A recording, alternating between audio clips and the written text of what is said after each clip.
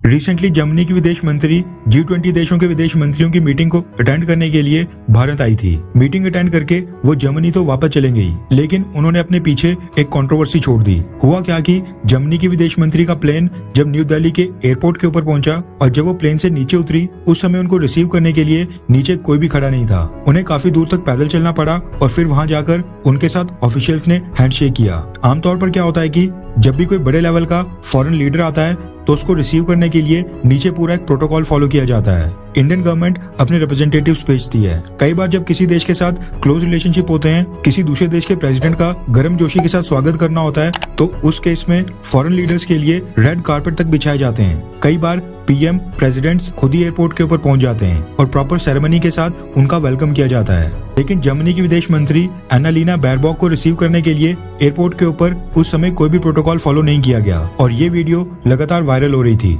जैसे ये visuals Germany पहुंचे, जर्मनी के अंदर मीडिया के एक सेक्शन ने ये प्रोपेगेंडा फैलाना शुरू कर दिया कि जर्मनी भारत को प्रॉपर रिस्पेक्ट बिल्कुल नहीं दे रहा है। जर्मनी की विदेश मंत्री को अच्छे से ट्रीट और उनका अच्छे से वेलकम बिल्कुल नहीं किया गया। इवन इंडिया के अंदर भी कुछ सोशल मीडिया हैंडल्स और यूट्यूब चैनल्स ने इस तरह की न्यूज चलाई कि भारत ने जानबूझकर जर्मनी की विदेश मंत्री को प्रोटोकॉल के साथ वेलकम नहीं किया, क्योंकि कुछ महीने पहले जर्मनी की विदेश मंत्री एनालिना बैरबॉक ने कश्मीर के ऊपर विवादित टिप्पणी की थी। यानी एनालिना बैरबॉक ने कश्मीर के ऊपर जो बयान दिया था, जो महीनों पहले उनकी स्टेटमेंट आई थी, उसकी वजह से ही भारतीय सरकार ने उनको पनिश करने के लिए ऐसा किया। अभी कंट्रोवर्सी काफी तेज हो रही थी। एक तरफ जर्मनी के लोग भारत को बुरा भला बोल रहे थे, तो वहीं दूसरी तरफ भारत में कुछ लोग इसको सेलिब्रेट कर रहे थे।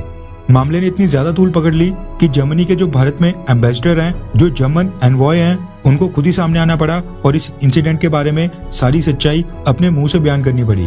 रेफरेंस के लिए आपकी स्क्रीन के ऊपर एनडीटीवी इंडिया के आर्टिकल का स्क्रीनशॉट है, जिसके मुताबिक जर्मनी के जो भारत में एम्बेसडर हैं, फिलिप एकरमैन, उन्होंने एक स्टेटमेंट जारी की है और बताया कि ये जो पूरा विवाद पैदा हुआ है, ये बेबुनियाद है, क्योंकि जर्मन फॉरेन मिनिस्टर एनालिना बैरबॉक खुद ही थोड़ी जल्दी प्लेन से नीचे उतर आई थी। जर्मन एम्बेसडर ने बताया कि एनालिना बैरबॉक का प्लेन टाइम से कुछ समय पहले ही एयरपोर्ट के ऊपर पहुंच गया था। उसके बावजूद उनसे कहा गया कि वो कुछ समय तक प्लेन में ही रहें। उनके लिए पूरा प्रोटोकॉल जल्द से रेडी कर दिया जाएगा, प्रॉपर इन लाइन उनका वेलकम किया जाएगा। लेकिन वो कुछ देर तक प्लेन में रुकी। उन्होंने प्लेन में ब्रेकफास्ट किया, यानी नाश्ता किया, और अचानक से प्लेन से बाहर उतरकर नीचे आ गईं। ये प्योरली जर्मन प्रॉब्लम थी, ना कि इंडिया के प्रोटोकॉल की गलती। जर्मन एम्बेसडर ने आगे कहा कि इंडिया के प्रोटोकॉल ने इस हफ्ते तो बहुत ही आउटस्टैंडिंग काम किया है। मैंने अपनी लाइफ में इस तरह का इससे अच्छा प्रोटोकॉल कभी नहीं देखा।